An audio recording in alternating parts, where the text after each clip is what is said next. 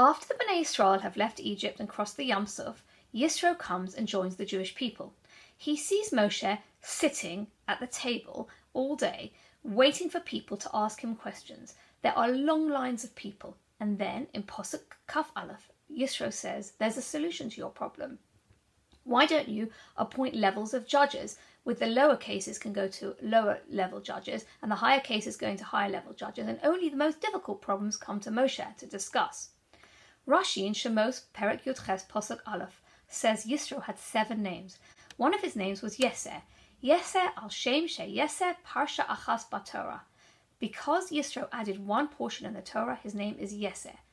להלן Pasuk Kaf Aleph. Have a look further with the story where Yisro added the portion of the Torah, ואתה תחזה. Interestingly, Pasuk Kaf Aleph, which is where Rashi says this is the parsha that Yisro added in the Torah, is not the part where Yisro started watching what was going on and realizing the problem that Moshe was facing.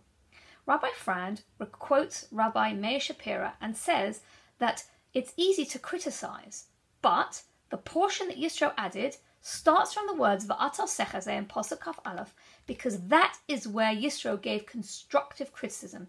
He wasn't just being critical for the sake of it, he was offering a potential solution to Moshe's problems, and that is why this is the portion of the Torah that Yisro added. Rabbi Frand also asks, why did Moshe need Yisro to give him this fantastic advice? Couldn't have Moshe thought of this idea on his own? Couldn't Aaron or somebody else from Bnei Israel given him this brilliant idea? The Ohr Hachaim HaKadosh, Rabbi Chaim ibn Attar, who passed away in 1743 in Morocco, in his commentary on the Torah, Shemos Perakim Pasuk Kaf Aleph, gives the following answer: Laharos Hashem es Bnei Israel hador hahu v'kol dor vador. Hashem wanted to show Bnei Israel, that generation and every generation that followed, ki yesh ba'umos gedolim b'havana u'vasichliya.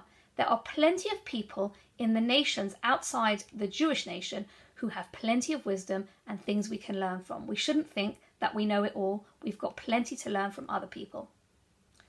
Rambam, Maimonides, in his introduction to Shemona Perakim says the following: V'shama ha'emes mimi she'omru.